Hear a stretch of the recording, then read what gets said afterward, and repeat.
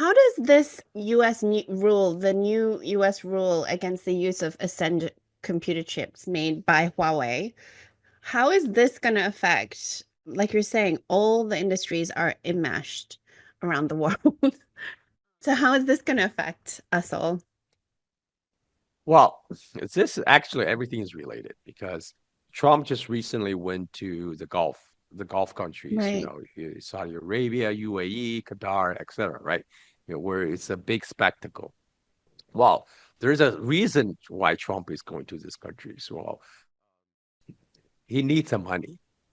Unlike what Scott Besson says, the world needs our money. No, actually, the United States needs money. They needs money from this oil-rich countries because these countries have built a large surplus of US dollars from exporting oil, and Trump wants part of that money and to finance the $500 billion Stargate project. They keep on talking about this 500 billion Stargate project where they're going to build out data center in United States to power the AI development in US. Well, US don't have that money.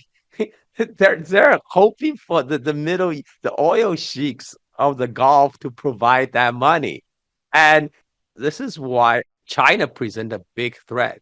When China released DeepSeek, again, that wiped $1 trillion off the US stock market because a lot of the US stock market is in the tech. There's a big AI bubble that's building up in US right now because they're saying, oh, in a few years, AI is going to do everything. They're going to take over all the jobs of the white collar workers. It's going to be super abundance. You don't, nobody have to work anymore. So they're making AI this utopia, but really they're just blowing up. They're selling the AI to the stock market to hype up the AI prices. This is also the reason why there's a big fight between like Sam Altman and Elon Musk. This is all about money. If people follow the money, the whole AI bubble in United States, it's a bubble because currently, what has AI produced? ChatGPT, Grok. I mean, okay, chatbot is useful, but at the end of the day, it's a chatbot. Whereas AI in China is applied very differently. China use AI in their manufacturing because remember, China is a manufacturing superpower, whereas United States is a PowerPoint presentation superpower. That's why we lead in ChatGPT, at least for a while until DeepSeek. This is why the emergence of AI threatens United States. It threatens all the tech bros that right now that's part of the Trump administration. Trump administration basically they get the support from the tech bros and the finance bros. And both are deeply enmeshed in this AI bubble that's been built up. They're trying to sell to the public. And China remain is a huge threat because when people start asking questions. Okay, why do Sam Altman need $500 billion to build the Stargate project when China just trained DeepSeek for $5 million? There's a disconnect here. There's because China just make everything cheaper. Has been the case ever since China's industrialized. China has been making everything cheaper, and it's gonna be true for AI as well. Now, this is why former Google CEO Eric Schmidt, he was one of those tech bros that was leading the crusade against China's AI development. And his solution under the Trump first term and then Biden administration was to start the chip sanction. That was Eric Schmidt's brainchild. The chip sanction, the semiconductor restriction. So what you saw, the latest restriction against Huawei, that's only the latest manifestation of the same AI chip sanction against China. So what they're saying right now is anybody in the world that's going to use Huawei's Ascend chip or Huawei Ascend chip train AI, that's going to be a violation of US export control laws. So what they're saying is if a Chinese company in China that's catering to Chinese consumers, if they use Huawei Ascend chips to train a Chinese AI, they will be violating United States export control laws. that will make them liable to be placed on US entity list and be placed on US sanction. This is how crazy this sanction is. They're threatening to sanction everybody unless you have to get on the US AI that's powered by NVIDIA chips. It's made in US.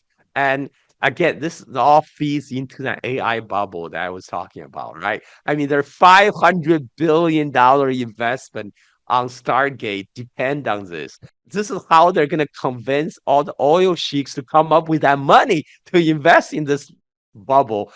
So they have to forbade any alternatives.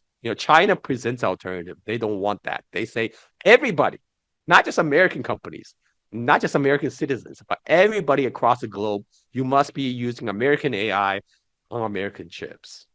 And that's what the new legislation is saying. I mean, this is crazy. I think what this is going to push China to do is to even deepen the kind of the bifurcation of the technology.